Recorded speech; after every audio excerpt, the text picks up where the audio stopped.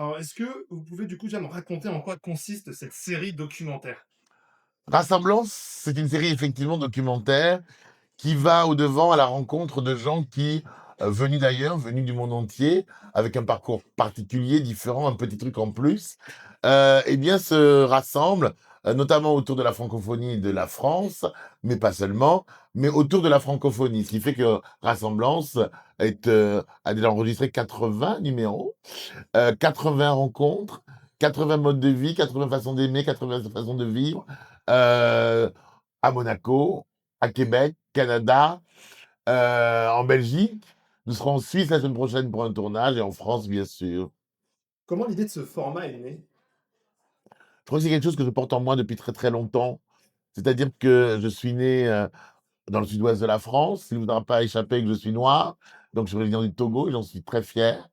Que j'ai été élevé sous plusieurs cultures, avec plusieurs cultures, par éducation et par la vie, et que je crois qu'on m'a donné une ouverture particulière dès l'âge de 10, 12 ans, 13 ans, qui fait que pour moi, être différent, venir d'ailleurs, avoir une autre façon de vivre, c'est une richesse, c'est un plus et pas un moins. Et donc, j'ai toujours eu, au travers de mes différents boulots, vies, professions, eu envie de tendre la main à celui qui était différent de moi, plutôt que de le pointer du doigt. Donc, voilà, aujourd'hui, j'ai cette chance-là d'avoir fait une belle rencontre avec, le producteur Broadster, et avec surtout TV5 Monde, et la confiance qu'ils m'ont fait, au travers de leur direction, et notamment de Marjorie Vella, qui a su, elle, nettoyer le masque de l'amuseur que j'étais, puisque j'ai toujours l'étiquette Morning Live, que j'aime infiniment. Mais, comme je le disais hier, avec Morning Live, nous on réveillait les voisins. Aujourd'hui, j'ai envie de réveiller les consciences. Alors, Rassemblance, ça vise à lutter contre les préjugés. Comment est-ce qu'on arrive à trouver ces témoins? Alors oui, vous avez raison, tous les préjugés, nous luttons contre les préjugés, mais toutes sortes de préjugés, parce que moi-même, avant, à la première saison, j'avais encore tellement d'autres préjugés, j'avais encore tellement pas vu toutes les différences, et il y en a beaucoup, et toutes les richesses qu'elles peuvent engendrer. Alors les témoins, pour moi, ça reste un grand mystère, parce qu'en fait, c'est notre réalisatrice, Océane Guadec, c'est ma productrice, Aurélien Vigouroux, Aurélien Combel, qui trouve il y a pas de casting. On fait pas un casting de personnalités différentes. On cherche, on part à la recherche, de tous ces gens qui ont des parcours si singuliers, mais qui ont un trait commun. Ce sont toujours des gens qui ont fait un pari sur l'avenir et qui sont, oui, des bienfaiteurs, de l'humanité quelque part. Et puis ils ont tous quand même, peut-être, c'est un bien grand mot, mais ce qui nous relie, nous autres ici en France, liberté, égalité, mais surtout fraternité. La fraternité, c'est ce qui fait avancer le monde. C'est ce qui nous relie. Et ils ont tous ce trait commun, quel qu'ils soient, capitaine d'industrie, maquilleuse, taxi, chef international, danseuse, réfugiés politiques, militants, féministes, LGBT. Ils ont des accents qui viennent du monde entier, ils ont des rites qui viennent du monde entier, des croyances, des façons d'être, mais ils ont tous cette humanité chevillée au corps. Est-ce qu'il y a des thèmes qui sont plus difficiles à aborder que d'autres? Donc je crois que toutes les histoires de vie sont compliquées, sont parfois souvent difficiles. Migrer, changer de pays, quitter son pays, tout quitter, c'est pas toujours, ça existe, mais pas toujours, pour quitter une vie facile. Fuir, c'est qu'on a peur ou que l'on est en danger. S'expatrier pour des raisons économiques. Donc oui, j'ai en face de moi des gens qui, ont subi la torture, la violence, le sexisme, le viol, la discrimination en tout genre, la pauvreté, la misère, et toutes ces personnes ont la revanche supérieure de garder le sourire, l'espoir, l'envie d'aider les autres. Il y en a un, Liban, il a été esclave sexuel pendant 3 ans en Libye. Aujourd'hui, il va dans les écoles pour parler de son expérience et expliquer qu'on peut y survivre, avec tous les traumatismes que ça engendre. Donc, c'est possible. Lors de la conférence de presse, il y a eu une annonce comme quoi Rassemblance allait aussi s'adapter dans une version kids. Est-ce que vous pouvez nous en dire un peu plus? Ah, je vois que vous n'avez pas dormi à la conférence de presse, je vous félicite. Oui, c'était l'information en plus que j'étais heureux de pouvoir annoncer avec l'autorisation de TV5 Monde, bien sûr, et de mes producteurs. Nous tournerons d'ici quelques semaines un Rassemblance spécial, enfant, autour de l'enfance. Et c'est autour de l'enfance, c'est un Rassemblance enfant et pas kids. Enfant, c'est bien le français aussi. C'est vrai. Qu'est-ce qui est différent, quand on part sur TV5 Monde par rapport aux autres chaînes? La responsabilité.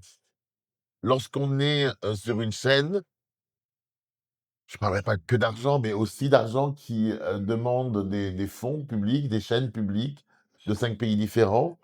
On se doit une rigueur dans le traitement de l'information que l'on donne, une rigueur, dans le traitement même, de ce que l'on montre et des sujets que l'on aborde, parce qu'on s'adresse pas à une façon d'être, à un pays, mais on s'adresse à près de 200 pays. Et donc, on doit toujours penser que l'on parle à quelqu'un qui est le plus éloigné de notre mode de vie et qu'on doit être compris.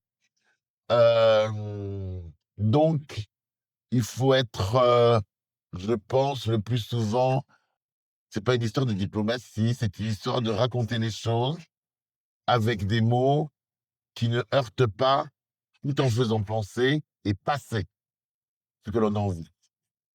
Rassemblance, comme on disait tout à l'heure, vient lutter contre les préjugés. Est-ce que selon vous, il y en a encore trop dans les médias? Des préjugés, mais de toute nature, les médias n'échappent pas, à ce phénomène que nous connaissons tous, c'est-à-dire le préjugé, j'ai failli dire un certain racisme, pardon, je perds mes bagues, j'en ai trop, je le sais. Un certain, racisme, quelle qu'en soit la nature d'ailleurs. Hem, je ne sais plus quel philosophe disait que ce qui est le plus difficile pour l'être humain, c'est d'aller vers l'inconnu et d'aller à la rencontre de ce qu'il ne connaît pas. Et ce philosophe avait pas tort. Des préjugés, y compris dans le monde des médias, bien sûr, mais les choses évoluent. Je crois que, un rédacteur en chef d'un magazine TV en 2002 m'a dit: «Vous êtes noir et vous ne ferez jamais la couverture de mon magazine».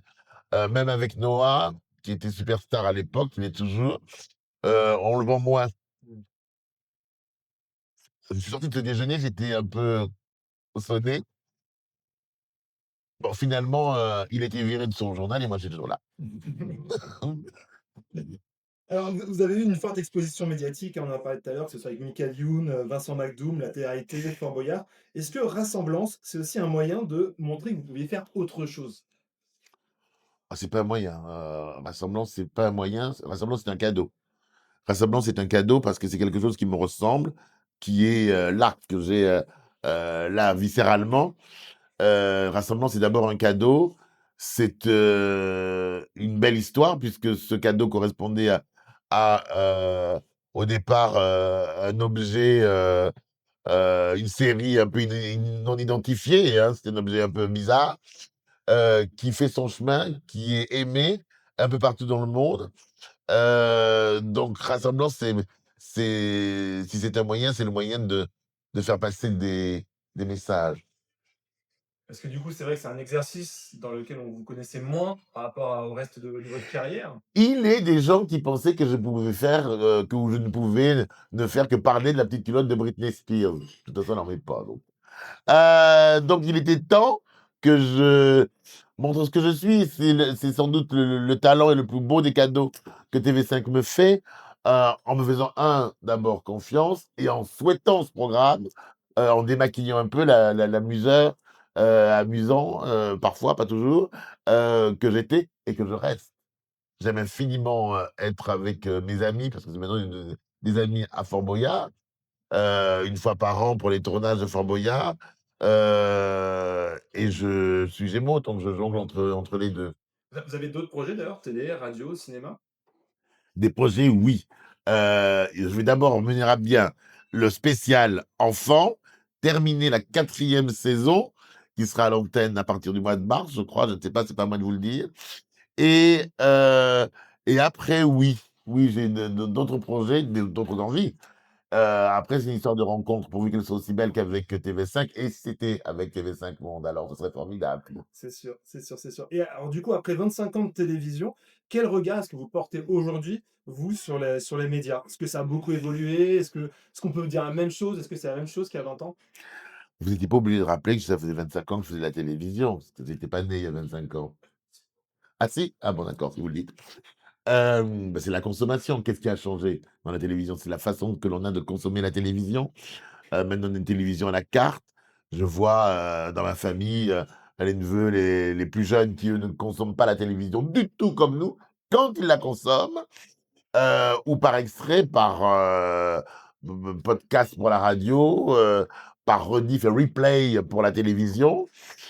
Donc ce qui a de changé, c'est effectivement ces grands rendez-vous que nous avions, hem, à telle heure précise, tel jour, pour des rendez-vous télévisuels. Et puis les réseaux, ont contesté les paroles officielles et que parfois on confond la télévision avec ces fameuses paroles officielles, ce qui est pas forcément le cas. Donc aujourd'hui, on a une espèce de dualité entre les différents médias et les différentes sortes de médias, les différents réseaux que l'on fréquente ou pas. Entre les il y a un clivage beaucoup plus marqué entre les jeunes et les anciens qui, eux, sont toujours, nos chers téléspectateurs fidèles et classiques. Donc bien sûr que ça a évolué, bien sûr que c'est en explosion, bien sûr que nous sommes en mutation, qu'on ne sait pas où on va. Où va notre planète?